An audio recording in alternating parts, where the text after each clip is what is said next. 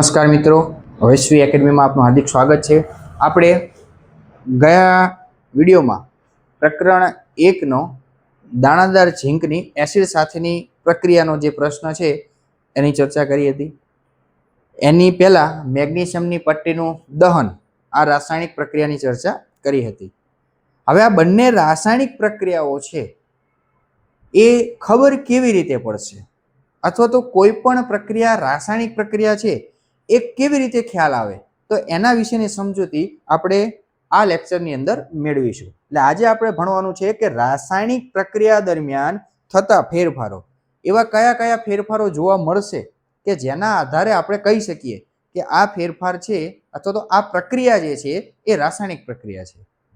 તો આપણે છેલ્લે જે દાણાદાર ઝીંકની એસિડ સાથેની પ્રક્રિયા જોઈ, એમાં આપણે જોયું હતું કે પ્રક્રિયા દરમિયાન ઉષ્મા ઉત્પન્ન થાય છે, જેના કારણે જે પાત્ર છે કોનિકલ ફ્લાસ્ક એની દિવાલ છે એ ગરમ થઈ જાય। એટલે કે પહેલો જ ફેરફાર તમને એ જોવા મળી શકે કે તાપમાનમાં પરિવર્તન આવશે।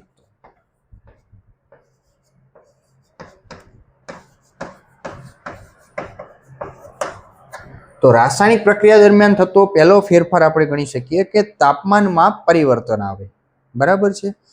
પછી બીજો ફેરફાર કે કોઈ પણ રાસાયણિક પ્રક્રિયા દરમિયાન અવસ્થા પણ બદલાઈ શકે। હવે અવસ્થા એટલે શું? તો મૂળ આપણે દ્રવ્ય જે છે એની 3 અવસ્થા હોય છે, જે આપણને બધાને ખબર છે: ઘન અવસ્થા, પ્રવાહી અવસ્થા તેમજ વાયુ અવસ્થા।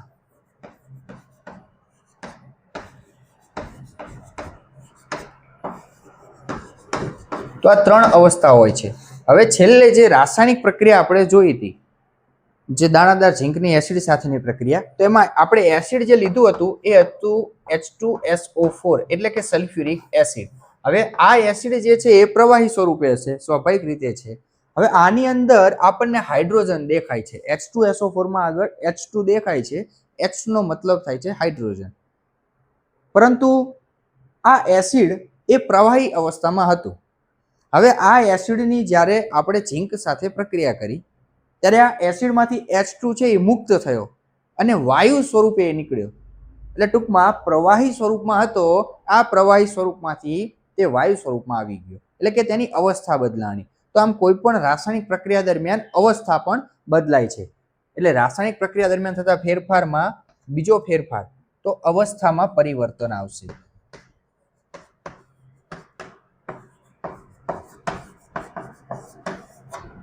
તાપમાનમાં ફેરફાર થશે, અવસ્થા છે એમાં પણ પરિવર્તન આવી શકે।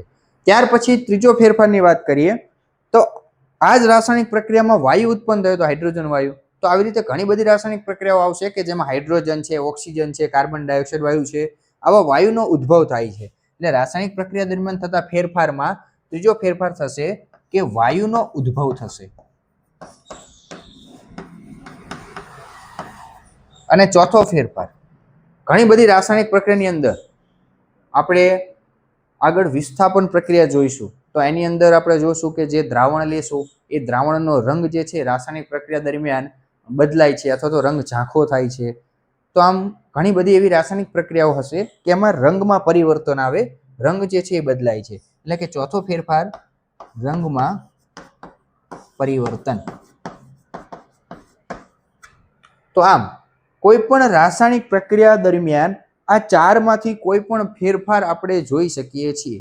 4 ફેરફાર પણ થઈ શકે છે અથવા તો 4માંથી કોઈ એક ફેરફાર પણ આપણને જોવા મળી શકે છે।